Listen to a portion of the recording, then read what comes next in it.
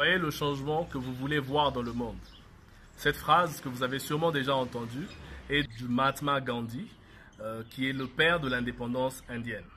Cette semaine, nous allons sortir du cadre congolais, nous allons même sortir du cadre africain pour nous poser en Asie, plus précisément en Inde. C'est là qu'a vu le jour le personnage que nous voyons aujourd'hui. Et c'est là qu'il a vraiment changé et révolutionné la façon de mener une lutte. Mon nom est Trésor Mutombo, je suis congolais, je suis entrepreneur en communication.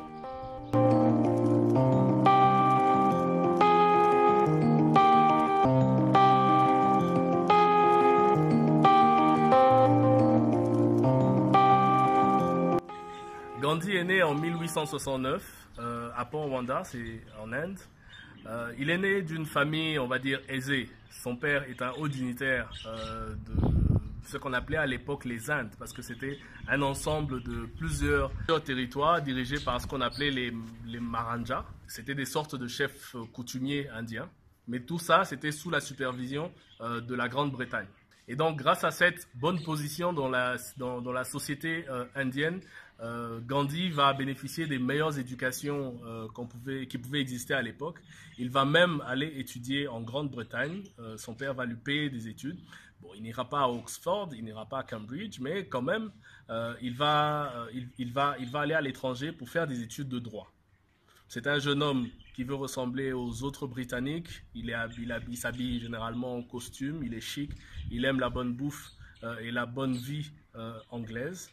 Mais c'est durant cette vie en Grande-Bretagne qu'il fait maintenant désormais partie de la diaspora, qu'il se rend compte qu'au finish, il ne sera jamais britannique. Alors, quitte à être quelqu'un, il vaudrait mieux être celui qu'il était déjà, un Indien, avec sa culture, avec ses traditions. Il va donc se mettre à lire énormément de textes écrits au sujet de l'Inde par des grands philosophes indiens et qui vont progressivement lui permettre de cultiver sa connaissance et sa personnalité indienne. C'est d'ailleurs durant cette période qu'il devient végétarien. À 22 ans, les études terminées, il repart en Inde, à Bombay, où il essaie d'exercer en tant qu'avocat. Mais ce n'est pas un très bon avocat en fait, parce que le métier d'avocat lui exigeait de temps en temps de tordre un peu la vérité. Vous savez comment ça se passe pour les avocats. Mais Gandhi, c'était quelqu'un qui avait, au cours de sa vie, accumulé beaucoup de principes. Et ça ne marchait pas tellement avec son métier d'avocat, donc il était obligé à chaque fois de dire la vérité, et ce qui faisait de lui un très mauvais avocat. Alors 2 ans après cette mauvaise expérience d'avocat en Inde, il décide de repartir à la diaspora, en expatriation, mais cette fois-ci, ça ne sera plus en Europe, ça sera en Afrique. Il va venir en Afrique du Sud, plus précisément à Durban, et c'est pendant ce séjour en Afrique du Sud que tout va basculer. Le jeune homme, bien sûr plein de principes, mais très timide à l'époque, va se trouver une vraie passion et va devenir éclore un peu de son œuf pour devenir le grand Gandhi que le monde va découvrir quelques années plus tard. Cette éclosion va se passer une nuit très froide, je crois que ça devait être pendant l'hiver, à la gare. Gandhi paye un billet de première classe où il est censé évidemment voyager en train en première classe, mais il rencontre un blanc qui était aussi en première classe, qui décide qu'il n'était pas suffisamment blanc pour voyager aux côtés des nobles. Et lui demande ainsi de rejoindre la classe inférieure, c'est-à-dire la 2e, la 3e classe. Gandhi s'y oppose parce qu'il estime qu'il a payé son argent. Et le blanc va appeler les responsables de la gare et on va foutre Gandhi à l'extérieur, on va le foutre dehors. Il ne va même pas voyager en 3e classe, il va passer la nuit sur un banc alors qu'il faisait extrêmement froid. C'est pendant cette nuit pénible qu'il va vraiment avoir une révélation. Il va se dire qu'il était vraiment temps de démontrer au monde que les inégalités ne devraient pas être faites sur base, surtout pas sur base raciale. Mais en fait, au finish, il va se battre contre toute forme d'inégalité. Et c'est donc sur ce banc qu'il va imaginer sa lutte, sa philosophie, qu'on appelle le satyagraha, c'est-à-dire l'étreinte de la vérité. Mais on va dire que c'est la lutte non violente. Évidemment, c'est en Afrique du Sud que Gandhi va faire ses premiers pas, ses premières actions non violentes. À chaque fois, il va être arrêté, mis en prison et à chaque fois réagir d'une façon assez inattendue pour les responsables de la police et de la justice sud-africaine qui, au finish, vont toujours le sortir de prison. C'est aussi en Afrique du Sud qu'il va porter pour la première fois ce grand tissu blanc qu'il portait autour de lui, qui va devenir sa marque de fabrique. En 1914, il va finalement repartir en Inde. Le fils de la noblesse va revenir pour vivre auprès des plus pauvres. C'est pas qu'il n'avait pas d'argent, c'est pas qu'il n'aimait pas l'argent, mais c'est juste que c'était un choix qu'il avait fait. Parce que lui, il voulait changer les choses. Mais au lieu de les changer, il va carrément les révolutionner. Il va embrasser plusieurs luttes, plusieurs causes, et à chaque fois avec un grand succès. On va en retenir quelques-unes. Alors, la première action d'envergure, c'est en 1920, dans un village où on cultivait une plante qui s'appelle l'indigotier. C'est une plante qu'on utilise pour colorer des tissus, ainsi de suite. Et en 1920, on a découvert une nouvelle façon de colorer. Et le gouvernement va décider de faire détruire plusieurs champs d'indigotiers sans indemniser évidemment les cultivateurs. Et ces cultivateurs vont venir voir Gandhi. Gandhi va embrasser leur cause et va mener plusieurs actions et se faire emprisonner. Il est libéré sous caution et au moment où il est libéré sous caution, tous les villageois sont venus au palais de justice et ont demandé au procureur que si Gandhi repartait en prison, il serait obligé de les enfermer tous. Ils étaient plus de 20 000. Évidemment, le gouvernement a laissé tomber l'affaire et c'était pour la première fois dans l'histoire de l'Inde qu'un mouvement pacifique, non violent, venait à bout d'une décision de justice. De là, le nom de Gandhi devient de plus en plus célèbre, il mène plusieurs actions et à chaque fois, avec beaucoup de réussite, il devient un vrai leader local. Mais l'action qui va faire de lui une icône planétaire, c'est celle qu'on a appelée la marche du sel. La marche du sel, en fait, vous savez, les Indiens, ils aiment beaucoup les épices et le sel aussi. Et en Inde, il y avait un impôt qui était très exorbitant sur le sel. Et Gandhi avait estimé que cet impôt était injuste et donc a décidé de lutter contre ça. Il a prévenu le gouvernement pour leur demander de revoir les dispositions, mais cela n'a pas été fait. Alors il leur a dit que si vous ne voulez pas que nous ayons le sel, nous-mêmes nous allons le chercher. Je vais marcher moi-même jusqu'au bord de la mer et prendre moi-même le sel. Et le bord de la mer était à plus de 300 km. Le petit homme qui avait déjà un certain âge va se mettre en route, marcher pendant 300 km, arriver au bord de la mer. Et durant tout son périple, durant toute cette traversée à pied, des milliers et des milliers d'Indiens l'ont rejoint dans cette marche. Et c'était une foule immense qui arrivait finalement au bord de la mer. Et toute la presse internationale s'était intéressée à l'histoire. L'événement était filmé, enregistré et l'événement était diffusé à travers le monde. C'est cet événement qui va faire de Gandhi une icône planétaire. Parce que sur place, dès qu'il arrive au bord de la mer, on va l'arrêter. Et on va aussi arrêter beaucoup d'autres Indiens. Plus de 60 000 personnes vont être arrêtées. Évidemment, c'était impossible de mettre 60 000 personnes en prison. Ils vont tous être relâchés. Il va donc multiplier autant d'événements et autant de causes, autant de luttes pour des causes qui le tenaient à cœur et au finish qui vont mener jusqu'à l'indépendance de l'Inde. Mais au moment où l'indépendance approche, il y a les rivalités internes qui commencent à s'installer. L'Inde à l'époque était composée d'une majorité hindoue et d'une minorité musulmane. Et au moment où l'indépendance approche, les musulmans estiment qu'ils allaient être à la botte au service des hindous.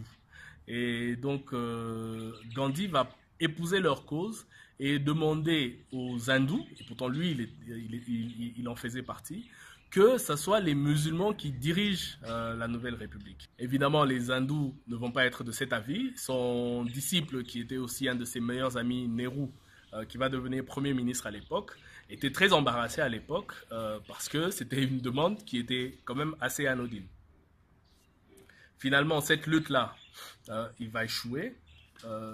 L'Inde va être divisée en deux et c'est ce qu'on appelle aujourd'hui le Pakistan, qui était à l'époque l'Inde musulmane. Alors, au moment où le Pakistan se crée, Gandhi estime que la lutte pour l'égalité entre les Indiens musulmans et les Indiens hindous n'est pas finie. Il demande au gouvernement hindou de dédommager le gouvernement musulman avec un montant assez exorbitant pour permettre aux musulmans, eux aussi, de pouvoir développer leur pays.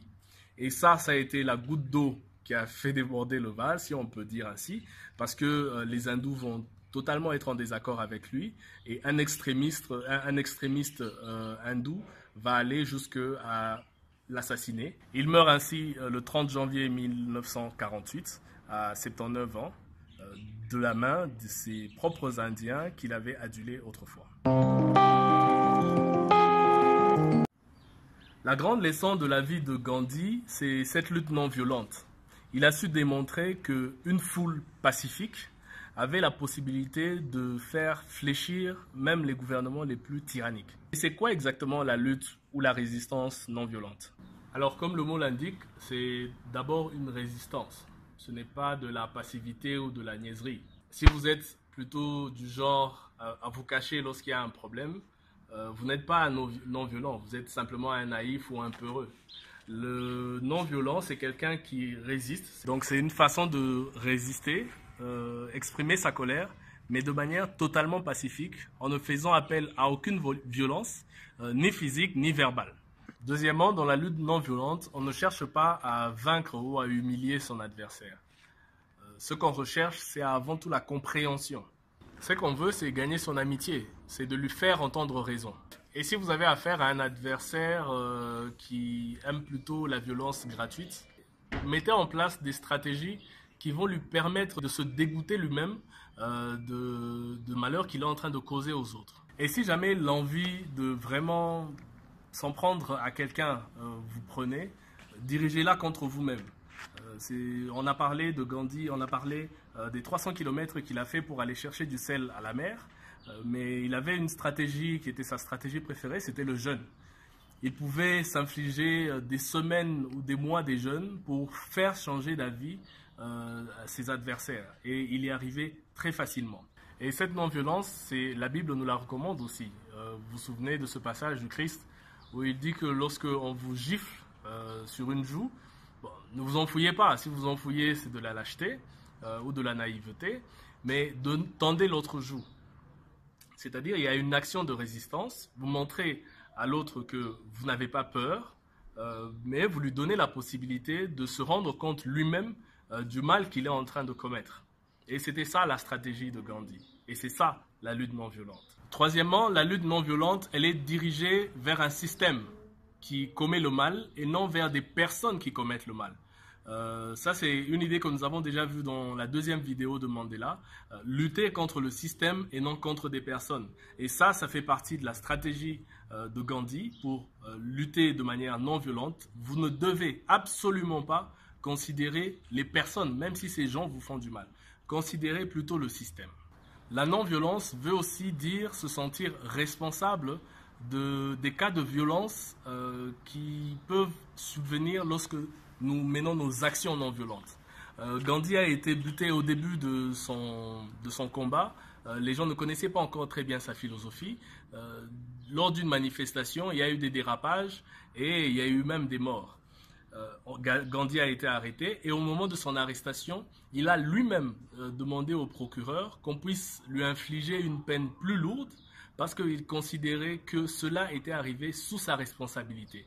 Et il ne pouvait pas supporter qu'à cause de lui, à cause de son nom ou à cause de son message, qu'il y ait des casses ou qu'il y ait des morts. Ça, c'est de la non-violence. Et pour finir, lorsque vous vous lancez dans la lutte non-violente, vous devez être convaincu que l'univers, même Dieu, est du côté de la justice. C'est-à-dire que quoi qu'il arrive, ce n'est pas à vous de rendre justice. La justice appartient à Dieu, ou pour ceux qui ne croient pas en Dieu, la justice appartient à l'univers. Gandhi disait, au sujet de la loi du talion œil pour œil, dent pour dent. Il disait que si on l'appliquait, eh ben, le monde entier finirait aveugle. Alors cette forme de lutte non violente, c'est pas Gandhi seul qui l'a appliquée. On a vu tout à l'heure, j'ai parlé de la Bible qui préconise aussi la même chose. Mais à travers les âges et à travers l'espace, cette lutte a été repercutée ou a été rééditée un peu partout. Nous avons, chez nous, essayé la non-violence en 1992 lors de la marche pacifique des chrétiens. Nelson Mandela a essayé la non-violence. Martin Luther King a essayé la non-violence. Et à chaque fois, cela a été bénéfique. En fait, les résultats ont été positifs. Voilà, c'est tout pour aujourd'hui. Merci d'avoir suivi cette nouvelle vidéo de Opinion 243. La plupart des informations dont nous avons parlé aujourd'hui, nous les avons tirées de ce petit livre, écrit par le petit-fils du Mahatma Gandhi, Arun Gandhi. Dans ce livre, il parle aussi de 11 leçons de vie de son grand-père. Nous allons y revenir la semaine prochaine avec des petites vidéos pour présenter certaines des leçons de vie qui montrent en fait comment appliquer la lutte non violente dans la vie de tous les jours. Merci de nous avoir suivis. À la semaine prochaine. N'oubliez pas de liker cette vidéo, de la partager à vos proches et de partager aussi notre page pour nous permettre d'atteindre le maximum de personnes. Merci et à la semaine prochaine.